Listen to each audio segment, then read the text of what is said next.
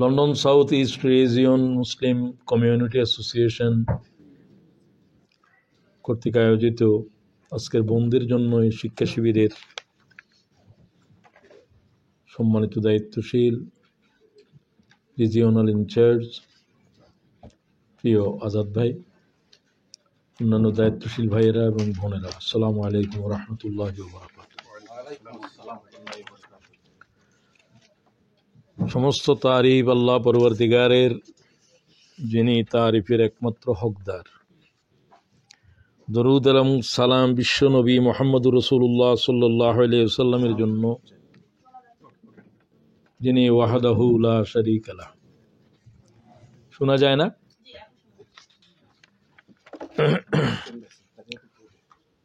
তো সময় একেবারেই কম একটা দার্সের জন্য, আমার নিজের জন্য।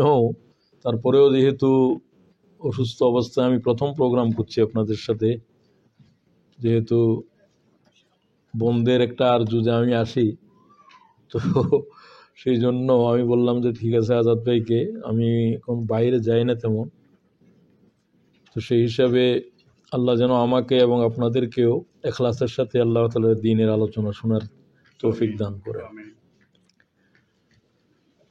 কোরআন শরীফের দাস দেওয়ার জন্য আমাদের বোনদেরকে, ভাইদেরকে, যেহেতু বোনদের বিষয়ে এখন আলোচনা হচ্ছে, তাদেরকে কথা বলা শিখতে হবে।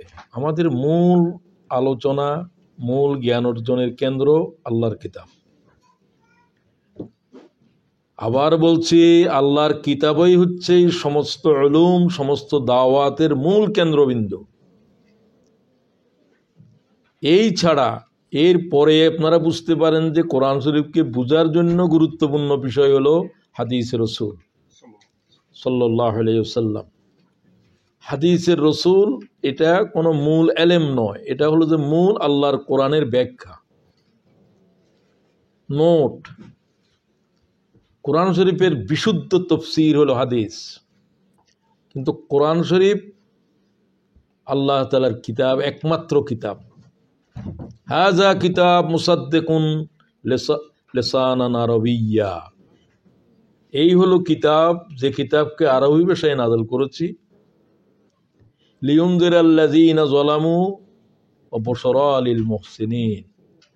এই কিতাবে দুইটা খবর আছে, নেক আমলের বিনিময়ে কি হবে আর আল্লাহর নাফরমানির পরিণতি কি হবে। সমস্ত কোরআনের মূল দুইটাই প্রতিপাদ্য বিষয়। কোরআন নাযিল যিনি করেছেন তিনি বলছেন। সমস্ত কোরআন শরীফের দুইটি খবর, নাজাতের পথ কি আর আল্লাহ তাআলার নাফরমানির পরিণতি কি ভয়াল হবে, পৃথিবীতে হবে, পরকালেও হবে। তো আমাদের বোনদেরকে প্রথমেই কোরআন শরীফের কথা বলার জন্য আমি প্রথমে কয়েকটি কথা বলে দিচ্ছি, তারপর আমি দার্সের দিকে যাব। প্রথম হলো প্রিপারেশন, প্রস্তুত হয়েই দার্স কোরআন দেওয়ার জন্য আসতে হবে। সেটা হবে আপনার লিখিত প্রস্তুত, নোট, যেভাবে করেন। নাম্বার 2 হচ্ছে রিসিটেশন। আপনাকে কোরআন শরীফের যে আয়াতের দার্স দিবেন সেটা বিশুদ্ধ তেলাওয়াত করা জানতে হবে। এটা না জানা পর্যন্ত এই কাজ আপনার উপরে জায়েজ নাই। কোরআন শরীফ ভুল পড়ে দার্সে কোরআন দেওয়া হারাম, কুফরি কালাম। সুতরাং কোরআন শরীফকে বিশুদ্ধ করা, ওয়ারাত্তিলিল কোরআন তারতিলা, তারতিলের সাথে মানে তাজবিদের সাথে কোরআন শরীফ শিখা, কোরআন শরীফ পড়া, কোরআন শরীফ বলা, এটা ফরজে আইন প্রত্যেক নরনারীর উপরে। তৃতীয় হচ্ছে আল্লাহ তাআলার যে কোরআনটা আপনি আয়াতটা পড়লেন, এটার ইন্ট্রোডাকশন দেবেন। এটা মক্কি না মাদানী, এটা কোন সময় নাজাল হয়েছিল, এর শানে নজুল কি, এর প্রসঙ্গে কি কথা আছে। তারপরে তাফসীর করবেন, ব্যাখ্যা দেবেন। ব্যাখ্যা হলো সর্বোৎকৃষ্ট ব্যাখ্যা হলো কোরআনের, কোরআন নিজেই। এটা আল্লাহ কোরআন শরীফে বলছে, সব কথা বললে আমি আর অন্য আলোচনা করতে পারবো না। এরপরে বলছে হাদিসে রাসূল। এরপরে তাফসীরকারীরা যা কিছু শিখিয়েছেন, তারা কোরআন সাগরের ডুবুরি। তারা ইবনে কাসির, তফহিমুল কোরআন, মারিফুল কোরআন, পৃথিবীতে যত তাফসীরকারীরা যা লিখেছেন, এরা সব তফসির করেছেন, এটা কোরআন সমুদ্রে এরা ডুব দিয়েছেন। এ নিয়ে জ্ঞান গবেষণা ইবনে আব্বাস থেকে শুরু করে আজ পর্যন্ত এদের সময় সীমা কিয়ামত পর্যন্ত আরো অসংখ্য তফসিরকারী দুনিয়ার উপরে আসবে এবং আসতে হবে। তো ব্যাখ্যা দিবেন সেই দৃষ্টিকোণ থেকে সর্বোৎকৃষ্ট ব্যাখ্যা হলো কোরআন শরীফকে কোরআন শরীফের আয়াত দিয়ে দিয়েই বলতে হবে। এটা যেদিন বলতে পারবেন সেদিন বলবেন যে আপনি কোরআন শরীফের দাস দেওয়ার যোগ্য হয়েছেন। আল্লাহ তৌফিক দান করুন। এগুলো চেষ্টার কারণে আসবে, আপনি সাধনা করতে থাকতে হবে, আল্লাহ আপনাকে তায়েদ করবেন, সাহায্য করবেন। এরপরে হলো শিক্ষার সমূহ, আমরা কি শিখলাম, সর্বশেষ এই শিক্ষা কি করে আমার জীবনে আসবে এই আবেদন। বাস এই 7টা কথাকে মনে রেখেই কোরআন শরীফের দাস দিবেন। প্রত্যেকটা কথা আপনারা পয়েন্ট হিসেবে নোট করে নেন, আমি বলেই ফেলেছি, আপনারা আশা করি জানবেন। তো এখন আসেন। আলহামদুলিল্লাহ নাহমাদুহু ওয়া নাস্তাঈনুহু ওয়া নাস্তাগফিরুহু ওয়া নু'মিনু বিহি ওয়া নাতাওয়াক্কালু আলাইহি ওয়া নাউযু বিল্লাহি মিন শুরুরি আনফুসিনা ওয়া মিন সাইয়্যাতি আ'মালিনা মান ইয়াহদিহিল্লাহু ফালা মুদিল্লা লাহু ওয়া মান ইউদ্লিলহু ফালা হাদিয়া লাহু ওয়া নাশহাদু আন লা ইলাহা ইল্লাল্লাহু ওয়াহদাহু লা শারীকা লাহু ونشهد أن سيدنا ونبينا ومولانا محمد صلى الله تعالى عليه وعلى آله وبارك وسلم تسليما كثيرا كثيرا. أعوذ بالله من الشيطان الرجيم. بسم الله الرحمن الرحيم.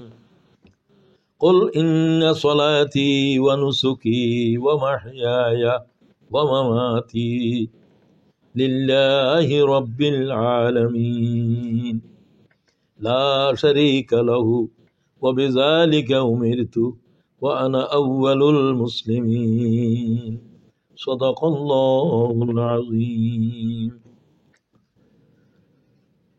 এই আয়াত সূরাতুল আনাম, কোরআন শরীফের 6 নম্বর সূরা, 162-63 নম্বর আয়াত।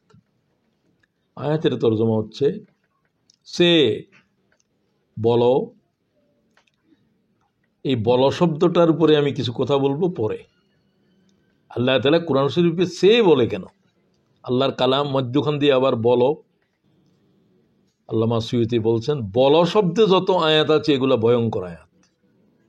এইরকম 313 মতো আয়াত আল্লাহর কোরআনে, 6666 আয়াতের ভিতরে মাত্র 300 আয়াতের উপরেই 313-12 এরকম হবে, এর উপরেই কোল শব্দ ব্যবহার করা হয়েছে।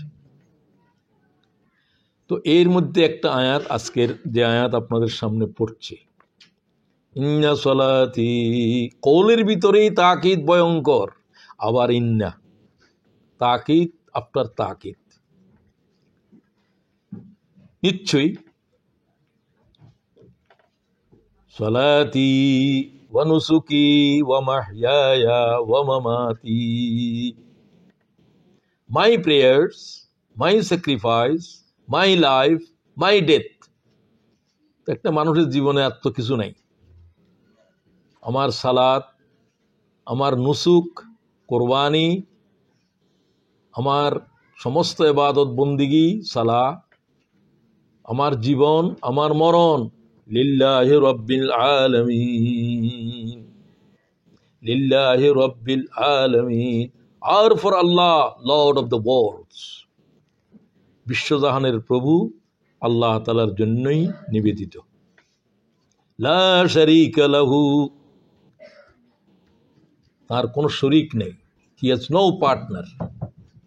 ওয়া বিযালিকা উমিরতু, وَبِذَلِكَ أُمِرْتُ, and these I have been commanded, আমাকে এই নির্দেশ দেওয়া হয়েছে রাসূলকে। وَأَنَا أَوَّلُ الْمُسْلِمِينَ, আল্লাহর বিধানের সামনে প্রথম তুমি মাথা নত করো, তারপর জগৎবাসীকে আল্লাহর বিধানের আহ্বান করো। খুব গুরুত্বপূর্ণ আয়াত, এবং আয়াতের তরজমা আপনারা শুনলেন। এর পটভূমি, ইন্ট্রোডাকশন যেগুলো আমি বলছি সেগুলো আমি বলেই দিচ্ছি একটা একটা করে, প্রিপারেশান নিয়ে আমি এসেছি, তরজমা আপনাদের সামনে, তেলাওয়াত আপনাদের সামনে, 3টা শেষ হয়ে গেছে। এরপরে পটভূমি। এই আয়াত দুটো সূরা আনামের 162-63, সূরা রাসূলুল্লাহ সাল্লাল্লাহু আলাইহি ওয়াসাল্লামের মক্কি হায়াতের ভিতরে নাজেল হয়েছে, যখন আল্লাহর দ্বীনের উপরে অত্যাচার, নির্যাতন, বঞ্চনা, আঘাত চূড়ান্তভাবে চলছিল মক্কার শেষ পর্যায়ের 3 বছরে। যখন রাসূলুল্লাহ সাল্লাল্লাহু আলাইহি ওয়াসাল্লামের চাচা আবু তালেব ইন্তেকাল করেছেন, হুজুরের জীবন সাথী, সমগ্র বেদনার সাথী, আনন্দের সাথী খাদিজা রাদিয়াল্লাহু তাআলা আনহার তখন পৃথিবীতে আর নাই। রাসূলের সাল্লাল্লাহু আলাইহি ওয়াসাল্লামের জীবনের এই সময়টাকে শোকের সময় বলা হয়। সে সময়ে আল্লাহর দ্বীনের দায়ীদের উপরে ইতিহাসে যত অত্যাচার হয়েছে, সবচেয়ে বেশি অত্যাচার এই সময় হয়েছে। তো এই সূরাটা সে সময়ে নাজেল হয়েছে, এবং এই সূরাটার বৈশিষ্ট্য এই যে আসমা বিনতে ইয়াজিদ বলেন, রাসূলুল্লাহ সাল্লাল্লাহু আলাইহি ওয়াসাল্লাম উষ্ঠের পৃষ্ঠে সোয়ার ছিলেন, তখনই তার উপরে এই আয়াত, এই গোটা সূরা নাজেল হয়েছে উটের উপরে। কোরআন শরীফের সমস্ত সূরাগুলো কিন্তু এরকম নাই।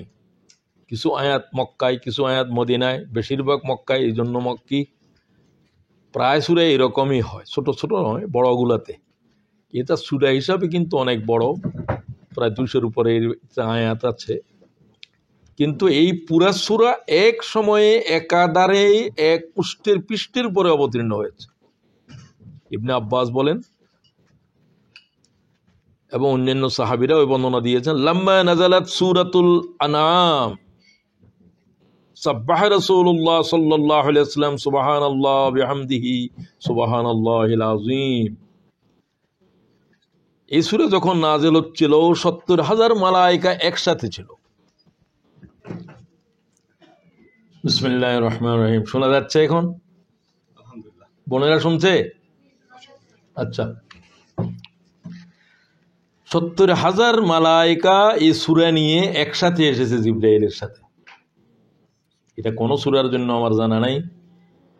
সহিহ মুস্তাদরাক হাকিম 32-26 নম্বর হাদিস, লাম্মা নাযালাত সূরাতুল আনআম সাব্বাহা রাসূলুল্লাহ সাল্লাল্লাহু আলাইহি ওয়াসাল্লাম সুবহানাল্লাহি ওয়া বিহামদিহি সুবহানাল্লাহিল আযীম। 70,000 মালায়েকা শুধু এই জিকির করছিলেন, এবং রাসূলুল্লাহ সাল্লাল্লাহু আলাইহি ওয়াসাল্লাম মাঝে মাঝে এই জিকির করছেন, সুবহানাল্লাহি ওয়া বিহামদিহি সুবহানাল্লাহিল আযীম। এই সূরার এই বৈশিষ্ট্য আমি কোন সূরায় কোরআন শরীফে পড়ি নাই। এই সূরার আলোচনার সময়ে এই সূরার এই ফজিলত বৈশিষ্ট্য নজরে এসেছে।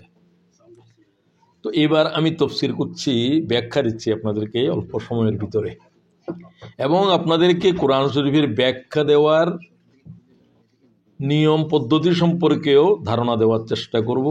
অনেকে জানেন তাদের জন্যও, আর যারা জানেন না তাদের জন্যও। কুল ইন্না সলাতি ওয়া নুসুকি ওয়া মাহইয়ায়া ওয়া মামাতি লিল্লাহি রাব্বিল আলামিন। প্রথম আয়াত আমি যেরকম নিলাম, আপনারাও প্রথম আয়াতের তাফসীর শুরু করবেন ব্যঙ্গে ব্যঙ্গে। হতে পারে এক একটা শব্দ, হতে পারে 2-3টা শব্দ একসাথে। প্রথম কুল, আমি আগেই বলেছি এটা একটা নির্দেশ, বলো, দিস ইজ কমান্ড ফ্রম আল্লাহ। কেন বলো? এই বিষয়টার উপরে জগৎবাসীর অনেক প্রশ্ন আছে, তুমি আমার থেকে এটার জবাব দাও। যেমন, তোমাদের আল্লাহ মোহাম্মদ, তোমার আল্লাহ কোথায় থাকে, কি করে, কি খায়, ছেলে মেয়ে কি, বাপ মা কোথায় থাকে, এইরকম হাজার হাজার প্রশ্ন আল্লাহ সম্পর্কে আল্লাহ শুধু এক কুল শব্দ দিয়ে জবাব দিচ্ছে। কুল হুয়াল্লাহু আহাদ, বলো আল্লাহ তিনি এক এবং একক। আল্লাহুস সামাদ, বলে দাও আল্লাহ হচ্ছে অভাবহীন, আল্লাহ হচ্ছে অনন্ত, আল্লাহ হচ্ছে স্বয়ং সম্পূর্ণ। লাম ইয়ালিদ ওয়া লাম ইউলাদ, হি begets not nor was begotten, তিনি জন্মও দেন নাই, he is not a father, nor yet he has a son, তার কোনো ছেলে সন্তান নাই। এগুলো তোমাদের প্রশ্ন, ছেলে কি, মেয়ে কি, বাবা কি, হই কি, সেই কি, আল্লাহ সব প্রশ্নের জবাব দিচ্ছে ছোট্ট ছোট্ট মাত্র 8-10টা শব্দে, 3টা ছোট ছোট বাক্যে। আল্লাহ সম্পর্কে যত পরিচয় কোরআন শরীফে আছে সূরা ইখলাস অদ্বিতীয়। ডক্টর জাকির নায়েক বলেন এই হচ্ছে আল্লাহকে চেনার কষ্টি পাথর, টাচ স্টোন। এর প্রত্যেকটা শব্দ সাথে টাচ করে বলতে হবে যে এই গুণ আল্লাহ ছাড়া আর কার আছে বলো। একক, এক এবং একক জগতে কেউ আছে কিনা? নবীরা তো লাখে লাখ, মানুষের তো কোনো সংখ্যাই জানা নেই। এক এবং একক আল্লাহ ছাড়া কোনো মখলুকের জগতেই নেই। এক নম্বর, এই টেস্টে আল্লাহ হওয়ার জন্য কেউ দাঁড়াইতে পারবে না। আল্লাহুস সামাদ, যার কোনো প্রয়োজন নাই, অভাবহীন। আশ্চর্য এক শব্দ সামাদ, এটা সারা কোরআনের 40,000 80,000-এর মতো শব্দ আছে কোরআন শরীফে, 78,000 79,000-এর মতো, প্রায় 80,000 ধরতে পারেন। এর ভিতরে একটা মাত্র জায়গায় শুধু সামাদ শব্দ ব্যবহার করা হয়েছে আল্লাহর জন্য, এই শব্দই কোরআনে আর নাই। এই শব্দকে বাংলা অর্থে আর ইংরেজি অর্থে কোনো একটা শব্দে ব্যাখ্যা করা যায় না। এটা হলো সামাদ। সামাদ, তিনি স্বয়ং সম্পূর্ণ, হি ইজ এটার্নাল, ওয়ান্টলেস। তিনি স্বয়ং সম্পূর্ণ জগতে কে আছে যার কোনো প্রয়োজন নেই। হওয়ার জন্য প্রয়োজন, থাকার জন্য প্রয়োজন, না থাকার জন্য প্রয়োজন, প্রয়োজন তো প্রতি মুহূর্তে আছে। আল্লাহ শুধু একমাত্র জাত যার কোনো প্রয়োজনই নেই, কিছুরই প্রয়োজন নেই। প্রয়োজন নাই কোনো মখলুক হইতে পারে না, এটা আল্লাহ শুধু। লাম ইয়ালিদ ওয়ালাম ইউলাদ, জন্ম দেনও নাই, জন্ম নেনও নাই। প্রত্যেকেরই তো জন্ম আছে। জিব্রাইলের বাপে জন্ম না দিল, আল্লাহ তাআলা সৃষ্টি করেছেন। আল্লাহকে জন্ম দেওয়ারও কেউ নাই, আল্লাহও জন্ম দেন নাই, আল্লাহ থেকে কিছু হয় নাই। কোন ঈসা ইবনে মরিয়ম আল্লাহর সন্তান নয়। খ্রিস্টানরা ভালো করে শুনে রাখো, ওয়ালাম ইয়াকুন লাহু কুফুয়ান আহাদ। আল্লাহ ইজ আনকম্পেয়ারেবল টু হিম। আল্লাহ হচ্ছে যার সাথে কারোই কোনো বিষয়ে তুলনা হবে না। কোনো বিষয়ে তুলনা নাই, এটা তো হইতেই পারে না। যেমন নবীদের চেহারা মানুষের মতো, তুলনা আছে। তারা মানুষ, আরো হাজারো মানুষ আছে, তুলনা হয়।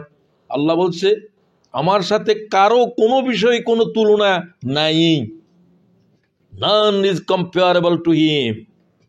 এই চারটি হলো কোল শব্দ দিয়ে বললেন কেন? আল্লাহ সম্পর্কে যত প্রশ্ন মানব জাতির আছে কিয়ামত পর্যন্ত আসবে, সব কোল দিয়ে আল্লাহ খতম করে দিচ্ছে। সুতরাং আমি কোল শব্দের উপরে এখানে 8-10টা আয়াত লিখেছি এই জন্য বুঝিয়ে দেওয়ার জন্য আয়াতগুলো কিরকম গুরুত্বপূর্ণ। যেমন কোরআন শরীফের উপরে কথা বলতে গিয়ে যেখানে কুল বলেছেন, কুল্লাইন ইসতামাআতুল ইনসু ওয়াল জিন্নু আলা আন ইয়াতু বিমিসলি হাযাল কুরআন লা ইয়াতুনা বিমিসলিহি ওয়ালাউ কানা বাযুহুম লিবাযিন যাহিরা। সূরা ইসরা 81 নম্বর আয়াত। একেবারে আল্লাহর কোরআন শরীফের অদ্বিতীয় এক আয়াত। এরকম আয়াত কোরআন শরীফের দ্বিতীয়টি আপনি পাবেন না, আমি পাই নাই। আমি শতবার কোরআন শরীফ পড়েছি, আলহামদুলিল্লাহ। তো সকল জিন এবং ইনসানকে তোমরা জমা করো, সকল পয়গম্বরকে জমা করো, সমগ্র জিব্রাইল মিকাইল আল্লাহ ছাড়া যাকে দরকার তাকে হাজির করো, এবং আল্লাহর কোরআনের একটা আয়াত বানাতে বলো। অথচ হাদিসের অসংখ্য জাল হাদিস আছে, 1 লক্ষ বিশুদ্ধ হাদিস, 1 লক্ষ জাল হাদিস। একটা জাল আয়াত কোরআন শরীফের বানাইতে পেরেছে 1,500 বছরে, আরো 1.5 কোটি বছরেও পারার কোনো সম্ভাবনা নাই। আল্লাহ এই আয়াতে বললেন যদি সকলে মিলে তোমরা কোরআন শরীফের মতো এই অক্ষর তোমাদের জানা আছে 29টা অক্ষর আরবির, এই শব্দ দিয়ে আরবি সাহিত্যের পণ্ডিতেরা কত পাণ্ডিত্য দেখাচ্ছে। আল্লাহ বলছে এক আয়াত রচনা করো। কাবার দেওয়ালের ভিতরে আল্লাহ তাআলার পয়গম্বর আলীকে বললেন ইন্না তাইনা সূরাটা কাবার দেওয়ালে লটকায় দাও। এখানে আরবের পণ্ডিতেরা তাদের কবিতা লটকায় দেয়। সকলের কবিতা তো কাবার দেওয়ালে লটকায় দেওয়ার যোগ্যতা নয়। 7 জনের মাত্র আছে, ইমরুল কায়েস, লবিদ, তা হাচ্চান বিন সাবেত। এগুলো হচ্ছে যে সাবায়ে মুআল্লাকার কবি, যে 7 জন কবির কবিতা কাবার দেওয়ালে লটকায় দেওয়ার যোগ্য, সেখানে লটকায় দাও। তো এখানে তো কোনো নাম নাই, এটা কি লবিদ না এটা ইমরুল কায়েস, কে লিখেছে?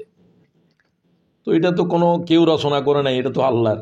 তারা এটা নিয়ে হয়রান হয়ে গেল এবং তারা বলল লাইসা হাজা কালামুল বাশার, এটা কোনো মানব রচিত কালাম নয়, মানব এটা বানাইতে পারবে না। এটা এমরুল কায়াস বলেছে, তাদের সভাপতি, কাব্য সাহিত্যের পণ্ডিত। এখনো পর্যন্ত নিকলসন বলেছে, নিকলসন এদের অক্সফোর্ড ইউনিভার্সিটির অ্যারাবিক ডিপার্টমেন্টের মানুষ, সাংঘাতিক ব্রিটিশ এটা। তিনি বলেছেন যে আজ পর্যন্ত সাহিত্যের যত পণ্ডিত এসেছে সেই যুগে আরবি সাহিত্যকে কেউ ডিঙ্গিয়ে যেতে পারে নাই। তাদের সাহিত্যের মান এত উচ্চ মার্গের।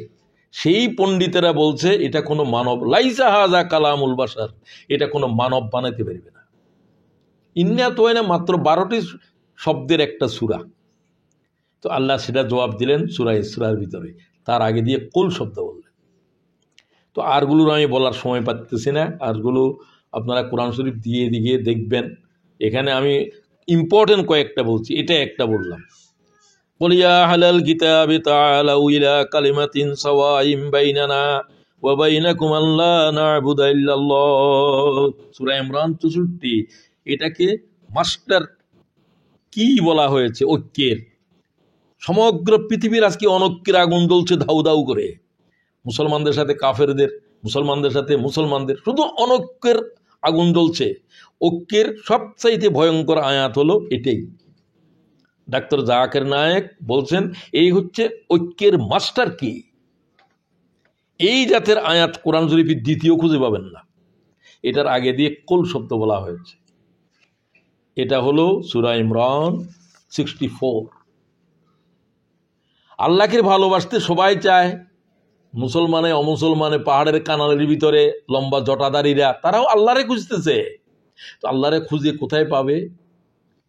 তো সেটার জবাব আল্লাহ দিচ্ছেন সূরা ইমরানের 31-এ, কুল ইন কুনতুম তুহিব্বুনাল্লাহ ফাত্তাবিউনি, আল্লাহরে পেতে চাইলে আমার ইত্তেবা করো, আমার কদমের উপরে কদম চালাও, তাহলে তোমরা আল্লাহর ভালোবাসা পাবে।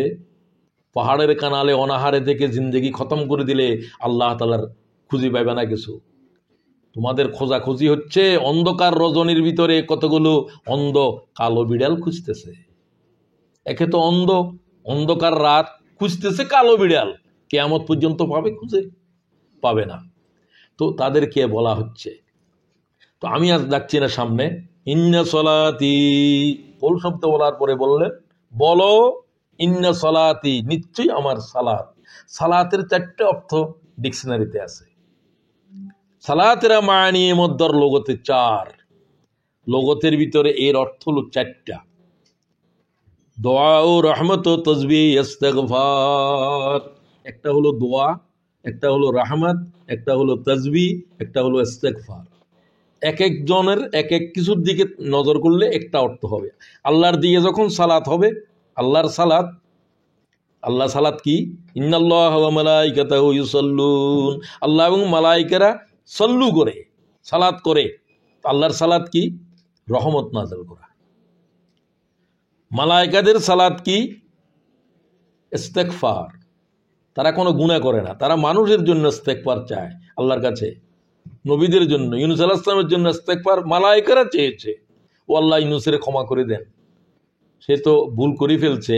ও আল্লাহ তাআলা তার কাতর কণ্ঠে মাছের পেটের থেকে যে আওয়াজ আসতেছে, আল্লাহ তাআলা জিজ্ঞাসা করলেন তোমরা কি জানো এটা কার আওয়াজ? বলছে এটা শুনছিলাম, এখন তো বুঝতেছি না। বলছে এটা আমার বান্দা ইউনূসের, সে এখন মাছের পেটে মহাসমুদ্রের তলদেশে। ও আল্লাহ তার মাফ করে দেন। এই মাফ করে দেন যে বলে, এটা হচ্ছে মালাইকাদের সালাত। তারা কোনো নিজেরা সালাত করে না, তারা মানুষের জন্য ইস্তেগফার করেন, দোয়া করেন, তাদের কাজে এটা। তো মালাইকারা যখন রাসূলুল্লাহর জন্য আল্লাহ রসুলের মর্যাদাকে আরো বাড়িয়ে দাও, তার উপরে আরো বেশি রহমত নাযিল করো, এগুলো মালাইকাদের সালাত। আর ইনসানের সালাত কি? ইন্নাল্লাহা ওয়া মালাইকাতাহু ইউসাল্লুনা আলান নবী ইয়া আইয়ুহাল্লাযীনা আমানু সাল্লু, মুমিনগণ তোমরা সল্লু করো। তাদের সল্লুর সময় বলা হয়েছে ওয়াসাল্লিমু তাসলিমা, সালাত এবং সালাম এবং উইথ ডিউ রেসপেক্ট, তাসলিমা। তোমরা মুহাম্মদ ইবনে আব্দুল্লাহর প্রতি আমি আল্লাহ রহমত করি, মালায়েকেরা দোয়া করে, তোমরা তার জন্য দোয়া করো, সালাম সঙ্গে আসসালাতু ওয়াসসালামু আলাইকা ইয়া রাসূলুল্লাহ। আমরা রওজা পাকে দাঁড়িয়ে এটা বলি, আসসালাতু ওয়াসসালামু আলাইকা ইয়া নবী আল্লাহ। আসসালাতু আসসালামু এই শব্দ দিয়ে আবু বকর ওমরকে এইভাবে সালাম দেওয়া যাবে না, তাদেরকে আসসালামু আলাইকা ইয়া আবু বকর, আসসালামু আলাইকা ইয়া ওমর, তাদেরকে সালাম দেব এইভাবে। রাসূলুল্লাহকে যখন বলবো আসসালাতু ওয়াসসালামু আলাইকা ইয়া নবী আল্লাহ, আসসালাতু ওয়াসসালামু আলাইকা ইয়া রাসূলুল্লাহ, এইভাবে বলতে হবে। এটা আল্লাহ তাআলার আয়াত কোরআন শরীফের, সূরা আহজাব 56। সমস্ত সৃষ্টি জগৎ তসবিহ পড়ে সালাত করে, তাদের সালাত তোমরা জানো না। আল্লাহ তাআলা বলেন তুসাব্বিহু লাহু সামাওয়াতি সাবআ, সাত আকাশের ভিতরে যত মখলুক আছে, ওয়াল আরদ, জমিনের ভিতরে যত মখলুক আছে, কীট পতঙ্গ গাছপালা পাহাড় পর্বত যা আছে, ওয়ামান ফিহিন্না, এই দুইয়ের ভিতরে যা আছে, ওয়াইন মিন শাইইন ইল্লা ইউসাব্বিহু বিহামদি, এদের ভিতরে একটা মখলুক নাই যারা আল্লাহর তাসবিহ পড়ে না, হামদ করে না। ওয়ালাকিন লা তাফকাহুনা তাসবিহাহুম, তোমরা তাদের তাসবিহ বুঝো না। প্রত্যেকটা কীট পতঙ্গ আল্লাহ তাআলার জিকির করছে, প্রত্যেকটা পাহাড় পর্বত আল্লাহর তাসবিহ আদায় করছে, কিন্তু তাদের সালাতে এটা। আল্লাহ বলছেন এইটা 17 নম্বর সূরার 44 নম্বর আয়াত। আমার কাছে এই আয়াত খুবই আশ্চর্য। আমি এই ধরনের আরেকটা আয়াত কোরআন শরীফের দ্বিতীয়টা দেখিনি। সুতরাং আমি আয়াতের নম্বর বলে যাচ্ছি আপনাদেরকে শেখার জন্য, মনে রাখার জন্য। অনেক ঘাটাঘাটির পরে এগুলো আমি আপনাদেরকে বলছি। একবার দুইবার পড়ে কোরআন শরীফের এই সমস্ত আয়াত আপনি বাইরেও করতে পারবেন না। সুতরাং আপনাকে অনেক বেশি কোরআন শরীফের এই সাগর মন্থন করা লাগবে। নুসুকি, সালাতের উপর আর বলছে না। নুসুক আজকের আলোচনার একটা গুরুত্বপূর্ণ শব্দ। নুসুকের দুই অর্থ। এক অর্থ হলো ইবাদতের পদ্ধতি। রাসূল ইসলাম একবার জীবনে হজ করেছেন, হজের সময় কি বললেন? খুযু আন্নী মানাসিকাকুম। নুসুকের বহু বচন মানাসিক, পদ্ধতি। তোমরা আমার থেকে হজের পদ্ধতি জেনে নাও, আমি তোমাদের জন্য দ্বিতীয়বার আরেকবার হজে আসবো না। মানাসিক। ওয়ালিকুল্লি উম্মাতিন জাআলনা মানাসিকান লিয়াযকুরু ইসমাল্লাহ। আল্লাহ প্রত্যেক জাতিকে কোরবানির পদ্ধতি শিখিয়েছে। পশু, গৃহপালিত পশু থেকে তোমরা আল্লাহর নামের উপরে জবাই করো। বিসমিল্লাহ আল্লাহু আকবার, এটা ইহুদি খ্রিস্টান সকলের কিতাবে আছে।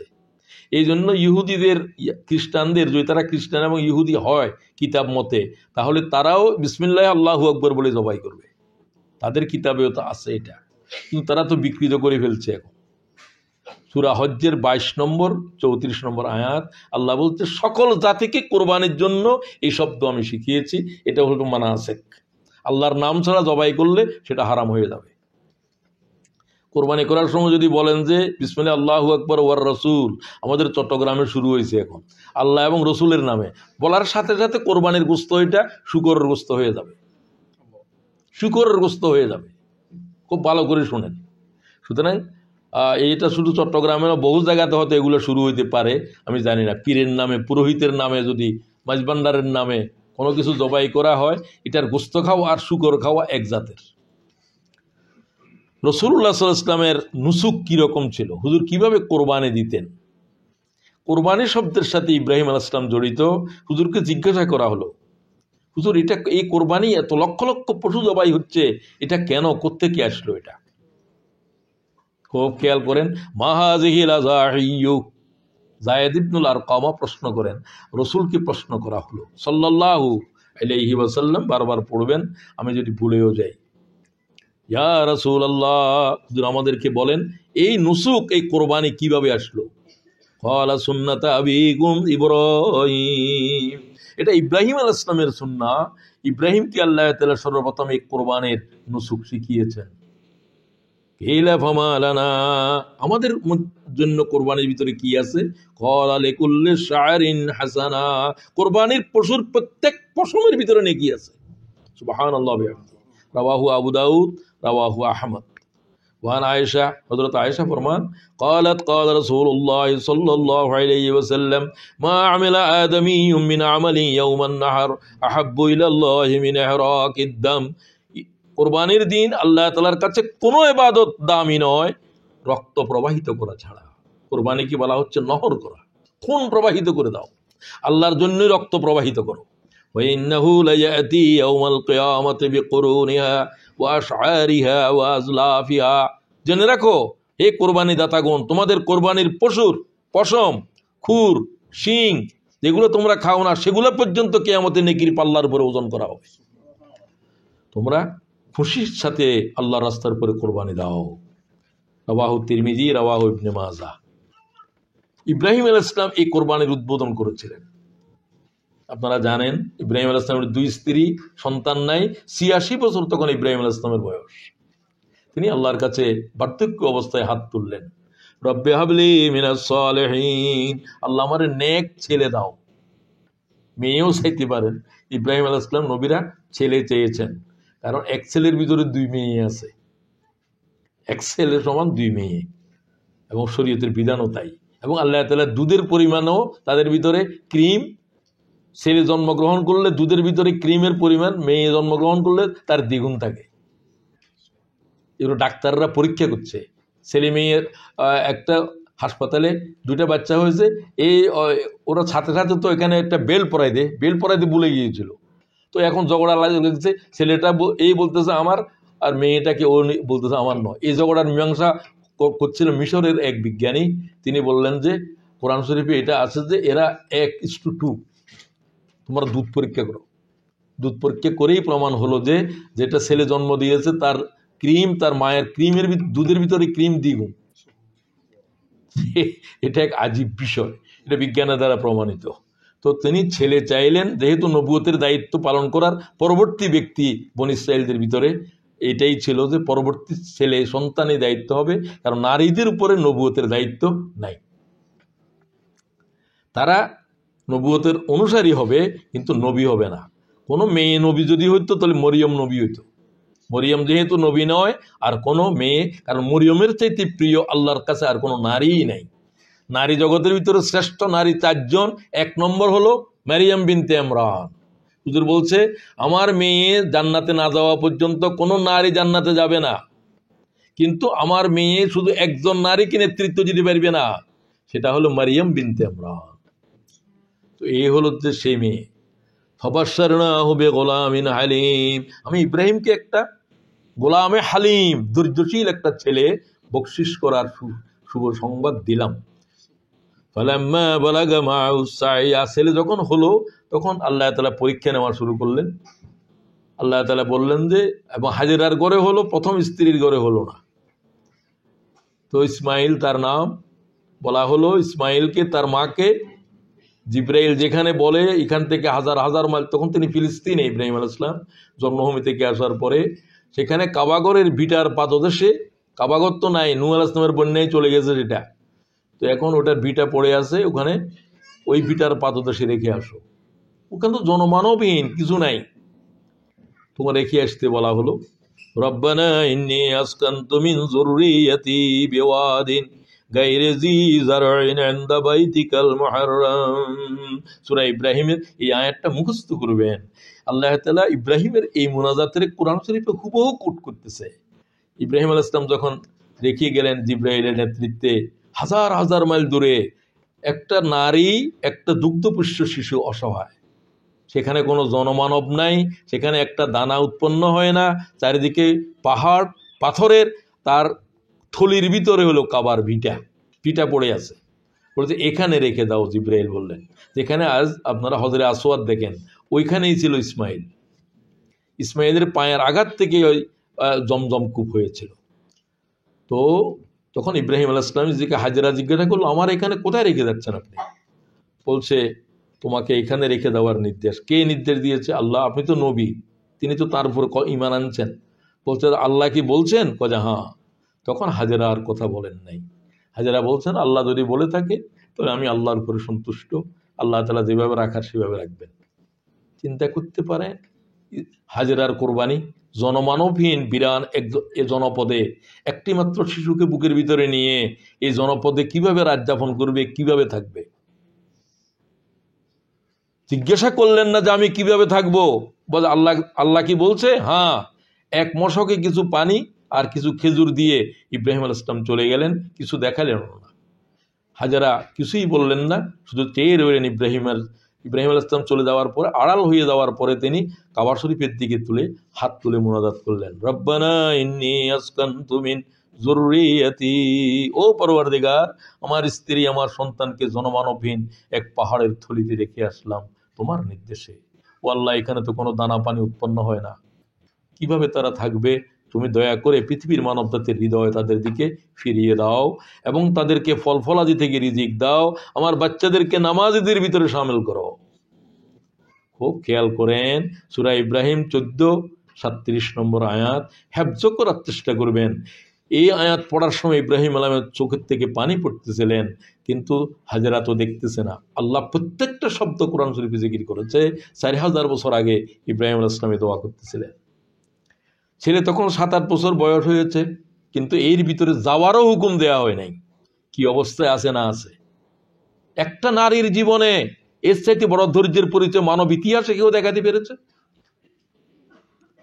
ইব্রাহিমের স্ত্রী হাজেরা যা দেখিয়েছে, আল্লাহর কাবাকে আবাদ করার জন্য আল্লাহ এই নারীকে বাছাই করেছে। খুব ভালো করেন, কাবাগরের যখন হজের আসওয়াদ চুমা দেওয়ার জন্য বাড়াবাড়ি করতেছে নারীরা একটি করে, আমাকে একজন বললো, মফিজ ভাই মেয়েদের জন্য তো হজের আসওয়াদ চুমা দিতে পারছি না। আরে তুমি চুমা দিবা কেন? আগে তো মেয়েরা দিবে, এটা তো মেয়েরা আবাদ করছে, এটা তো হাজেরা আবাদ করছে, তোমার কি জানা নাই? তো চুপ হয়ে গেছে সে।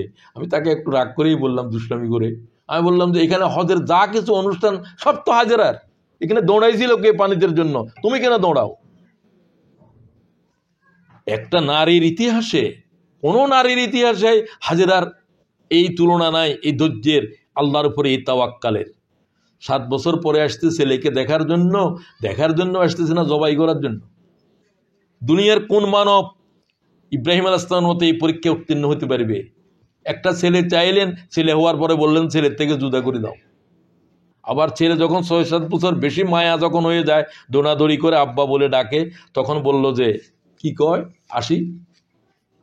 ফালাম্মা বালাগা মা'হু সা'য়া ক্বালা ইয়া বুনাইয়া ইন্নী আরা ফিল মানাম, এ আমার প্রিয় বৎস সন্তান, আমি স্বপ্নে দেখেছি তোমাকে আল্লাহর পথে জবাই করে দিচ্ছি, তুমি কি রাজি আছো? 7 বছরের বাচ্চা কি জবাব দেয়? আমার 70 বছরের বাচ্চা কি এই কথা বলতে পারবে যে কথা ইসমাইল বলছেন? কোন মানব শিশু এই কথা জবাব দিতে পারবে? ইব্রাহিম আলাইহিস সালামের পরিবারকে আপনি দেখেন, তার স্ত্রী, ইব্রাহিম আলাইহিস সালামের ত্যাগ, ছেলের জবাব। সমগ্র মানব গোষ্ঠীকে, মুসলমানদেরকে ইব্রাহিমের পরিবার গঠন করতে হবে। মা হতে হবে হাজেরা, বাপ হতে হবে ইসমাইল, ছেলে হতে হবে ইসমাইল। এই নজির আর কোন পরিবারের জন্য। এই হলো তিনি বিশ্ব মানবের মুসলিম মিল্লাতের পিতা। আল্লাহ তাআলা ঘোষণা দিয়েছে, মিল্লাতা আবিকুম ইব্রাহিম ওয়া সাম্মাকুমুল মুসলিমিন। মুসলমানদের নাম রেখেছেন ইব্রাহিম আলাইহিস সালাম। তুমি এখন নাম রাখো আমরা সলফি, তুমি এখন নাম রাখো আমরা হমুক, আমরা আহলে হাদিস, এগুলো কেই নাম? কোরআন শরীফ বলছে আবিকুম সুন্নাতা আবিকুম ইব্রাহিম ওয়া সাম্মাকুমুল মুসলিমিন, তোমাদের নাম রাখলো মুসলমান। তুমি আবার আহলে হাদিস হইলা কোত্থেকে? তুমি সলফি হইলা কোত্থেকে? তুমি সুন্নি হইলা কোত্থেকে? তুমি শিয়া হইলা কোত্থেকে? তোমাদের নাম তো মুসলমান। মুসলমানদের ভিতরে হাজার হাজার টুকরা মুসলমানদেরকে বিভক্ত করতেছ, এই সমস্ত কিছু। তারপরে ইসমাইল জবাব দিলেন, ইয়া আবাতি ফাআল মা তুমার, হে আমার প্রিয় পিতা, আপনি যা স্বপ্ন দেখেছেন তা বাস্তবায়ন করেন, আমাকে আল্লাহর পথে জবাই করে দেন। সুবহানাল্লাহ, কোন আমাকে জবাই করে দেন। সাতাজিদুনি ইনশাআল্লাহু মিনাস সাবিরিন, আমি আল্লাহর পথে জবাই হওয়া, কুরবানি দেওয়াকে আমি বরদাস্ত করে নেব। এই জাতের আওলাদ আল্লাহ আমাদেরকে বকশিশ করো। এটা সূরা সাফফাত 100 নম্বর আয়াত থেকে 109 নম্বর পর্যন্ত একেবারে হেফজ করে ফেলবেন। কোরআন শরীফের কোরবানির উপরে আর কথা বলতে হবে না, যা কথা বলার আল্লাহ বলে দিয়েছেন। সূরা সাফফাত হলো 36 নম্বর পরের, ইয়াসিনের পরের সূরা 37। ফালাম্মা আসলামা, তারা রাজি হলেন। ইব্রাহিম আলাইহিস সালাম স্ত্রীকে হাজেরাকে বললেন, ছেলেকে কাপড় পরিয়ে দাও, আমি মিনাতে চলছি। মিনা হচ্ছে দুনিয়ার সমস্ত কোরবানি মিনাতে হয়। হাজিদের লাখ লাখ জীবন কোরবান হয়ে যায় মিনাতে। মিনা হচ্ছে ঈদগাহে কোরবানির জায়গা। তো ছেলেকে হাজেরা 7 বছর পরে স্বামী এসেছে, বলছে যে আমি এই ছেলেকে বুকের ভিতরে নিয়ে রেখলাম, তুমি এখন আছো জবাই করার জন্য। এই জাতের কোনো প্রশ্ন হাজেরা করেছে না। কষ্ট কতটুকু পেয়েছে আপনিও ভাবতে পারেন। তাই তিনি রওনা হয়ে গেলেন। ছেলে যখন রাজি হলো, ছেলে চিত হয়ে শুয়ে গেলেন, বললেন যে আব্বা, আমার রক্তাক্ত জামা আমার আম্মাকে দেখাবেন না, আমার আম্মা সইতে পারবে না। ঠিক আছে। ইব্রাহিম আলাইহিস সালাম কোনো উহু আহা করলেন না, ধারারি তরবারি হাতের ভিতরে, আর তিনি ছেলেকে শোয়াই দিলেন, তরবারি চালাতে শুরু করলেন। আল্লাহ তাআলা তরবারিকে নির্দেশ দিল যে ইসমাইলের পশম কাটতে পারবে না, যেরকম আগুনের ভিতরে নিক্ষেপ করেছিল ইব্রাহিমকে, আল্লাহ বলছে পশম পুড়তে পারবি না। তরবারিকে আল্লাহ নির্দেশ দিয়েছে। ইব্রাহিম আলাইহিস সালাম তরবারি চালাচ্ছে, কিন্তু ইসমাইলের পশমও কাটা যাচ্ছে না। তখন ছেলেও বলতেছে, আব্বা কি তোমার তরবারির ধার নাই কেন, আমাকে জবাই করতে পারছো না? তখন আল্লাহ তাআলা আওয়াজ দিলেন। এটা মানব ইতিহাসে এই ঘটনা আর ঘটে নাই, কোন নবীর ইতিহাসে ঘটে নাই। এটা মানব ইতিহাসে দুইবার ঘটনা ঘটবার জিনিস নয়, একবারেই ঘটেছে তামাম পৃথিবীতে। ইয়া বাতি ফাআল মা তুমার সাতাজিদুনি ইনশাআল্লাহু মিনাস সাবিরিন। এরপরে ফানাদাইনাহু ইয়া ইব্রাহিম, ইব্রাহিম থেমে যাও, কোরবানি হয়ে গেছে। সুবহানাল্লাহ। আল্লাহ কয় আমি তো কোরবানির পরীক্ষা করছি তোমাকে, পরীক্ষায় তুমি পাশ হয়েছো, পাশ হয়েছ। ইন্না হাযা লাহুল বালাউল মুবিন। এটা ছিল কল্লম খোলা পরীক্ষা। তুমি আল্লাহর রাস্তার উপরে আওলাদ জবাই করার মতো হিম্মত রাখো কিনা। আল্লাহর নির্দেশ আমার আওলাদের চাইতে বড়, আমি আওলাদের মায়ার উপরে ও আল্লাহ আওলাদ জবাই করে দিচ্ছি তোমার নির্দেশের উপরে। ওয়াফাদাইনাহু বিযবহিন আযীম। আল্লাহ তাআলা বললেন যে ইব্রাহিম খবরদার, আর ইসমাইলের উপরে তরবারি চালাইও না, পাশে দুম্বা। জিব্রাইল দুম্বা হাজির করে দিলেন, দুম্বা জবাই করো। এবং আল্লাহ বললেন আমি দুম্বার ভিতরে ইব্রাহিমের স্থলে এমন এক পশু দিলাম, এই পশুর এটা জবেহে আজিম, এই জায়গার ভিতরে ইসমাইলের জায়গায় লক্ষ লক্ষ নয় কোটি কোটি জীবন উৎসর্গ হবে, জবাই হইতে থাকবে কিয়ামত পর্যন্ত। সুবহানাল্লাহ। সব ইসমাইলের জন্য ফিদিয়া, ইসমাইলের বিনিময়। লাখ কোটি কোটি। আজকের এই বছর হজ সামনে আসতেছে, 10ই জিলহজ্জা। মনে করেন শুধু লন্ডনে, শুধু সমগ্র দুনিয়ায় কোটি কোটি জীবন আল্লাহর পথের উপরে কোরবান হবে। 4000 বছর থেকে শুরু হয়েছে কিয়ামত পর্যন্ত কত হাজার জীবন যে ইসমাইলের জায়গায় জবাই হচ্ছে। আল্লাহ এটাকে বলেন যাবেহে আযীম, বড় কোরবানির বিনিময়। কোন তাফসীরকারী এর ব্যাখ্যা সুন্দর করে দেন নাই, তফহিমুল কোরআনের মুসান্নিফ যেভাবে দিয়েছে। আমি এক জায়গায় আলোচনা করলাম, আলেম বললেন মফিজ ভাই এই আলোচনা কোত্থেকে করলেন?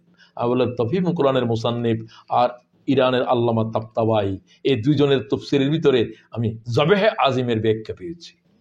আল্লাহ বললেন এটা হলো জবেহে আজিম, সালামুন আলা ইব্রাহিম। এরপর আল্লাহ বললেন আমি এই কোরবানিকে রেখে দিলাম পৃথিবীর মানব জাতির জন্য, ওয়া তারাকনা আলাইহি ফিল আখিরিন। তোমরা কিয়ামত পর্যন্ত এই কোরবানি চালাতে থাকো। সুতরাং কোরবানি ফরজ, ওয়াজিবও বলে থাকেন। আল্লাহ তাআলা তো ফরজ করে দিয়েছেন ফাসাল্লি লিরাব্বিকা ওয়ানহার। নাহার করা মানে রক্ত প্রবাহিত করা। কোরবানিকে বলা হয়েছে কোন প্রবাহিত করো আল্লাহর রাস্তার উপরে। রাসূলুল্লাহ তাআলা দুইটা দুম্বা নিয়ে আসলেন কোরবানির দিন।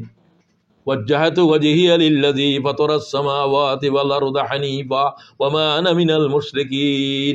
এই আয়াত পড়লেন। এটা ইব্রাহিম আলাইহিস সালামও পড়েছিলেন। এটা খুবই ঐতিহাসিক এক আয়াত, যে আয়াত আপনারা আমাকে দাঁড় দেওয়ার জন্য নাকি বলেছেন, আপনাদেরকে ধন্যবাদও দিচ্ছি। তো তিনি রাসূলুল্লাহ সাল্লাল্লাহু আলাইহি ওয়াসাল্লামের দুম্বা, সৎ তাজা এবং শিংওয়ালা দুম্বাকে রাসূলুল্লাহ সাল্লাল্লাহু আলাইহি ওয়াসাল্লাম বললেন এটাকে আমার সামনে, এটাকে জবাই করার জন্য হাজির করো। রাসূলুল্লাহ পড়লেন ওয়াজ্জাহাতু ওয়াজহিয়া লিল্লাযী, আমাদেরকেও তাই পড়তে হবে, ফাতারাস সামাওয়াতি ওয়াল আরদা হানিফা ওয়া মা আনা মিনাল মুশরিকিন ইন্না সালাতি ওয়া নুসুকি ওয়া মাহইয়ায়া ওয়া মামাতি লিল্লাহি রাব্বিল আলামিন লা শারীকা লাহু ওয়া বিযালিকা উমিরতু ওয়া আনা আউয়ালুল মুসলিমিন আল্লাহুম্মা মিনকা ওয়া লাক। ওয়াল্লাহ এই পশু তুমি দিয়েছো, তোমার পথের উপরে জবাই করছি। আন মুহাম্মদ ওয়া উম্মতিহি, আমার পক্ষ থেকে, আমার উম্মতের দ্বারা কোরবানি করতে পারে না, তাদের পক্ষ থেকে আমি আল্লাহর রাসূল কোরবানি দিচ্ছি। সুবহানাল্লাহ। ইমামে আবু দাউদ 230, ইমামে তিরমিজি 113 এই হাদিস বর্ণনা করলেন। আরেকটা দুম্বা আনলেন, দুটা। হাযা আন মুহাম্মদ ওয়া আলি মুহাম্মাদিন, এটা মুহাম্মদের পক্ষ থেকে এবং মুহাম্মদের পরিবারের পক্ষ থেকে। হুজুর বললেন এরপরে আল্লাহ নির্দেশ দিয়েছেন ফাকুলু মিনহা ওয়া তুইমু কানা ওয়াল মুতাররাহ, তোমরা এই গোশত নিজেরা খাও। খাও বলেছেন, এই জন্য কোরবানিকে বলা হয় এটা আল্লাহর মেজবান। গরু গোশত খাই না আমি, হোমো গোশত খাই না, কোরবানির গোশত খাওয়াটাই নির্দেশ কোরআনের। ফাকুলু মিনহা, এই জন্য রোজা পর্যন্ত রাখা হারাম করে দিছে। শুধু আল্লাহর মেজবান চলতেছে, এই 5 দিন পর্যন্ত চলবে। ওয়া তুইমু কানে, এবং তোমরা খাওয়াও কানেদেরকে। কানে হলো যে যারা অভাবী কিন্তু হাত পাতে না। কোরআনের আয়াত, অভাবী হাত পাতে না, 22 নম্বর সূরার 36 নম্বর আয়াত। ওয়াল মুতাররা, এবং যারা ভিক্ষা করে বেড়ায়, গোস্ত এখান থেকেও নে ওখান থেকে, আল্লাহ তাদেরকেও দাও। যারা চায় না, যারা চায় ভিক্ষা করে, তাদের সবাইকে তোমরা এর থেকে অংশ দাও। এই জন্য কোরবানির জানোয়ারকে নিজের জন্য, হুজুর বলছেন আমি 3 দিনের বেশি কোরবানির গোস্ত রাখবো না, তোমরা ইচ্ছা করলে রাখতে পারো, আরো বেশি দিনও রাখতে পারো। আমি ইমাম নাসাই হাদিস বর্ণনা করেছেন, সেদিকে আজ পারতেছেন, আমার স্লিপ এসে গেছে। তো বাকি ওয়া মাহইয়ায়া ওয়া মামাতি লিল্লাহি রাব্বিল আলামিন, আমার জীবন আমার মরণ, জীবনও আমরা বুঝি নাই, মরণও আমরা বুঝি নাই, আপনারা বুঝেন নাই। পৃথিবীর কোনো জ্ঞানীর কাছে জীবনের সংজ্ঞা দেওয়ার জন্য বললে সে দিতে পারবে না। What is life, what is death? জীববিজ্ঞানীরা বলেন যে আমরা জীববিজ্ঞানের ছাত্র ছিলাম, আমাদেরকে ক্লাসে বললেন যে scientist don't know what is life, what is death. জীবন কি, মৃত্যু কি, পৃথিবীর কোনো জ্ঞানীদের সংজ্ঞা পর্যন্ত জানা নাই। আল্লাহ বলছে যে মৃত্যু হচ্ছে আমার সৃষ্টি, আল্লাযী খলাকাল মাউতা ওয়াল হায়াত, আমি হায়াতের স্রষ্টা, আমি মৌতের স্রষ্টা, আমি সৃষ্টি করেছি এগুলোকে একটা পরীক্ষার জন্য তোমাদেরকে। পৃথিবীর জীবনে তোমাদের ভিতরে কারা কারা নেকামল করো, লিয়াবলুয়াকুম আইয়ুকুম আহসানু আমালা। সুতরাং আমাদেরকে হায়াত মৌতের এই মাঝখানে যে জীবন, এটাকে যেন আমরা নেকামল করে ব্যয় করি। আল্লাহ তাআলা আমাদের এই জীবন মরণকে যা কিছু আল্লাহ দিয়েছেন সবকে কিনে নিয়েছেন আবার জান্নাতের বিনিময়ে। ইন্নাল্লাহ আশতারা মিনাল মুমিনিনা আনফুসাহুম ওয়া আমওয়ালাহুম বিআন্না লাহুমুল জান্নাহ ইউকাতিলুনা ফি সাবিলিল্লাহ ফায়াকতুলুনা ওয়া ইউকতালুন। সূরা তাওবার 9 নম্বর 111 আয়াত। এটা সমস্ত ইসলামী আন্দোলনের দায়ী ভাই বোনদের সকলের জন্য একেবারে মুখস্থ করা ওয়াজিব মনে করি আমি। ইমানে কামেল হলো যে এই জানমালকে তোমরা আল্লাহর দ্বীনের জিহাদে লাগাও। জিহাদ মানে মারামারি নয়, জিহাদ মানে আল্লাহর দ্বীনকে বিজয় করার চেষ্টা করা, কথা বলা, আজকে টিসিতে আসা, আমি আপনাদের কাছে দর্শ দিচ্ছি, এটা সব জিহাদ। জিহাদ মানে চেষ্টা করা। কে জিহাদের ব্যাখ্যা দিল মারামারি, ফিডাফিডি, খুনাখুনি, এগুলো তো কেতালের নাম, এগুলো জিহাদের নাম নয়। কেতাল কোনো পর্যায়ে যদি দরকার হয়, হামাসের মুসলমানদের জন্য আজ জিহাদ নয়, তাদের জন্য কেতাল জরুরি হয়ে গেছে। তারা কেতালের ভিতরে আছে এবং তাদের জন্য জেহাদ দিয়ে হবে না, কারণ কামানের মোকাবেলা তো দাওয়াত চলবে না। কামানের মোকাবেলায় কামান না হলেও অন্তত ক্ষেপণাস্ত্র নিক্ষেপ করতে হবে। ওমান জাহাদাহুম বিয়াদি। সুতরাং তোমাদের ভিতরে যদি মোমেন হয়ে থাকো, তোমরা আল্লাহর রাস্তায় জেহাদে থাকো। জেহাদ নাই, তোমার কাছে ঈমান নেই। ভালো করে শুনেন এই কথাটা, এই হাদিসটা ইমাম মুসলিমের। মান জাহাদাহুম বিয়াদিহি ফাহুয়া মুমিন, যে ব্যক্তি হাত দিয়ে জেহাদ করছে সে প্রথম কাতারের মুসলমান, প্রথম সারির মুসলমান। ওমান জাহাদাহুম বিলিসানিহি ফাহুয়া মুমিন। হাত দিয়ে করতে পারতেছে না, এই দেশে কোনো হাত দিয়ে যুদ্ধ করতে পারবেন না আপনি, অন্যায়কে ঠেকাতে পারবেন না আপনি। আপনাকে বলবো যে ওর কাজ ওর, তোমারটা তোমার, ওর বিষয়ে তুমি কিছু বলতে পারবে না। তো তাদেরকে, কোনো পাপাচারকে আপনি সমালোচনা করবেন কলম দিয়ে, জবান দিয়ে, মিডিয়া দিয়ে। দ্বিতীয় নম্বর, এরাও মুমিন। ওমান জাহাদাহুম বিকলবিহি ফাহুয়া মুমিন। হাত দিয়েও কিছু করতে পারবেন না, জবানে কলমেও বলতে পারবেন না, সেটাও আইনের বিরুদ্ধ। তখন ঘৃণা করেন, মদ্যপায়ীরে ঘৃণা করেন, এই গেয়েদেরকে ঘৃণা করেন। এদেরকে যদি ঘৃণা পর্যন্ত আপনার হৃদয়ে না থাকে, হুজুর বলছেন ওয়ালাইসা ওয়ারা যালিকা মিনাল ঈমান হাব্বাতু খারদালিন, এর কাছে ঈমানের রায়ের দারাম পরিমাণ অংশও নাই, যদিও সে নামাজ পড়ে, যদিও সে রোজা করে, তার কাছে ঈমানেই নাই। খুব ভালো করে শুনেন। আপনি বলেন যে এরা জেহাদ করে, এরা হমুক করে, আল্লাহ তো এটার জন্যই জানমাল কিনে নিয়েছে। আল্লাহ বললেন না যে জেহাদ করার জন্য জানমাল কিনলাম, তারপরে তোমরা নামাজ পড়ো, রোজা করো। ইউকাতিলুনা ফি সাবিলিল্লাহ, তোমরা এটার জন্য আল্লাহ রাস্তার উপরে কিতাল করো, লড়াই করো। সুতরাং লা শারীকা লাহু ওয়া বিযালিকা উমিরতু। আর এর ভিতরে, বন্দেগীর ভিতরে আল্লাহ ছাড়া কোনো সৃষ্টির কোনো অংশ নাই। আর আমি আলোচনাকে দীর্ঘায়িত করছি না, মূল আলোচনা এটাই, শিরিক থেকে বেঁচে থাকতে হবে। হায়াতের, জীবনের, মৌতের, ত্যাগের, কোরবানির, সব কিছুকে লিল্লাহি রাব্বিল আলামিন, এই হলো যে ইখলাস। ওমা উমিরু ইল্লা লিয়াবুদুল্লাহ মুখলিসিনা লাহুদ্দিন। এই মুখলিস তারাই যারা আল্লাহর সিদ্ধান্তের উপরে আওলাদ জবাই করার প্রয়োজন হলে জবাই করে দেবে। যারা যদি হাজার হাজার মাইল দূরে যদি হিজরত করতে হয়, স্ত্রী পরিজনকে মুহাজির বানিয়ে দেবে। সেটা ইব্রাহিম আলাইহিস সালাম দেখিয়েছেন। এই আয়াত ইব্রাহিম আলাইহিস সালাম প্রথম এই জবাইয়ের সময় বলেছিলেন, এই আয়াত রাসূলুল্লাহ বলেছেন, এই আয়াত আমাদেরকে বলতে হবে। আল্লাহ আমাদের সকলকে ইখলাসের সাথে এই কোরআন শরীফের এই আয়াতের মাথা হাতে আল্লাহ আমাদেরকে মুখলাসের সাথে ঈমান গ্রহণ করার তৌফিক আতা করুন। আসসালামু আলাইকুম ওয়া রাহমাতুল্লাহি ওয়া বারাকাতুহু।